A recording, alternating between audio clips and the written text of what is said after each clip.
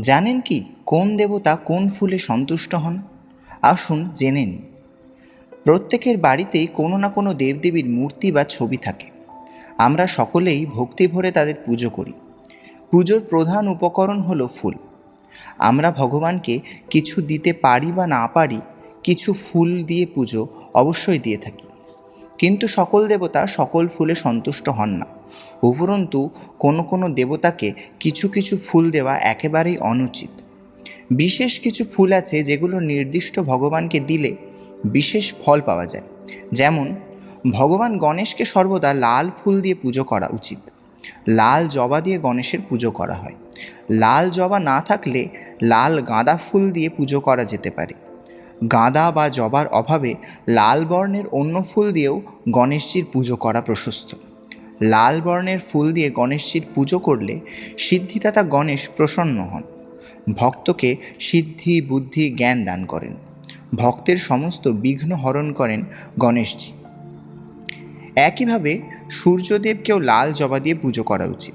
লাল জবার অভাবে লাল বর্ণের অন্য কোনো ফুল দিয়েও পুজো করা যায়। সূর্য আমাদের প্রাণ শক্তির প্রধান উৎস। তাকে লাল ফুল দিয়ে পুজো করলে সমস্ত পাপ নাশ হয়, ধন সম্পদ বৃদ্ধি পায়, ঐশ্বর্য বৃদ্ধি পায়, গ্রহপীড়া নাশ হয়। তাই ইতু বা মিত্র পুজো, যা ভগবান সূর্যেরই একটি পুজো, তা আমরা জবা ফুল দিয়েই করে থাকি। শ্রীকৃষ্ণ বা নারায়ণ বা রাম বা বিষ্ণুর অন্য যে কোনো অবতারকে আমরা সর্বদা সাদা ফুল দিয়ে পুজো করে থাকি। সাদা টগর, সাদা করবী ইত্যাদি সাদা ফুল কৃষ্ণ, নারায়ণ, রাম, বিষ্ণুর যে কোনো অবতারের বিশেষ পছন্দ। সাদা ফুলের অভাবে অন্য বর্ণের করবী ফুল দিয়েও শ্রীকৃষ্ণ, রাম ও নারায়ণের পুজো করা হয়। শ্বেতচন্দন ও সাদা ফুল দিয়ে পুজো করলে শ্রীকৃষ্ণ, নারায়ণ বা রাম ভক্তের সকল দুঃখ নাশ করেন, জীবনে উন্নতি ঘটে, ইচ্ছা পূরণ হয়।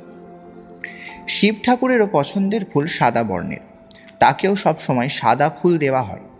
তবে ধুতরা, আকন্দ ও কলকে ফুল মহাদেবের অন্যতম পছন্দের।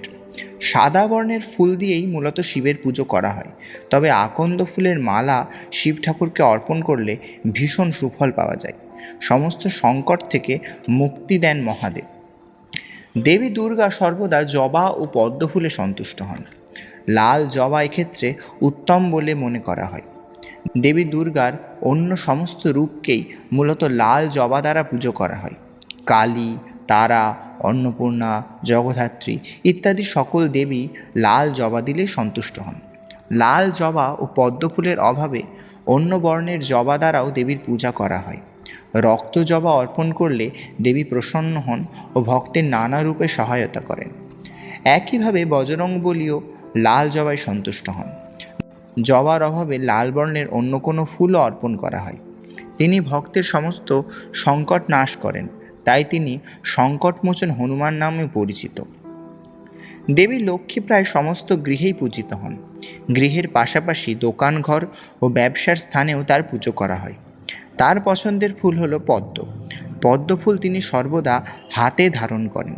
পদ্ম না থাকলে লাল জবা বা অন্য বর্ণের জবা ফুল দ্বারাও তাকে পুজো করা হয়। দেবীকে পদ্ম নিবেদন করলে গৃহে ধন ধান্য, অতুল ঐশ্বর্য প্রাপ্তি ঘটে। দেবী সরস্বতী বিদ্যার দেবী, তাকে সর্বদা সাদা ফুলেই পুজো করা হয়। সাদা ফুলের পাশাপাশি পলাশ ফুলও দেবীর অত্যন্ত প্রিয়। পলাশ ফুল দিয়ে সরস্বতী দেবীর পুজো করলে দেবী ভক্তকে জ্ঞান, বুদ্ধি, বিদ্যা প্রদান করেন। এছাড়াও দেবী মনসা, দেবী ষষ্ঠী, মঙ্গলচণ্ডী, মা শীতলা, রাধারানী, সীতাদেবী সহ বিভিন্ন দেবীদের মূলত লাল জবা বা জবা ফুল দ্বারা পুজো করার প্রথা প্রচলিত এবং দেবতাদের মূলত সাদা ফুল দ্বারাই পুজো করা হয়। তবে কয়েক ক্ষেত্রে ব্যতিক্রমও আছে। এছাড়াও যদি আপনি কোনো দেবদেবীর পছন্দের ফুল সম্পর্কে জানতে চান, তবে কমেন্ট বক্সে লিখে যান সেই দেবদেবীর নাম। ভিডিওটি পছন্দ হলে লাইক করুন এবং শেয়ার করুন পরিচিতদের সাথে।